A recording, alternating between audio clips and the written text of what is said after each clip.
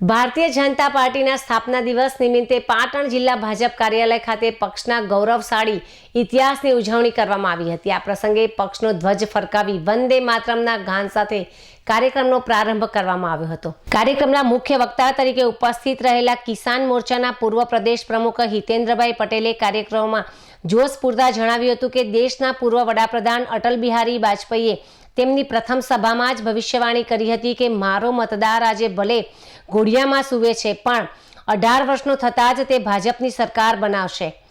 આજે એ શબ્દો સાચા પડ્યા છે અને ભાજપ પંચાયતની પાર્લામેન્ટ સુધી સત્તાના શિખરે બિરાજમાન છે। તેમણે વધુમાં ઉમેર્યું કે ભાજપ આજે વિશ્વની સૌથી મોટી રાજકીય પાર્ટી બની છે, ત્યારે કાર્યકરોએ જન જન સુધી પહોંચી સેવાનું કાર્ય ચાલુ રાખવાનું છે।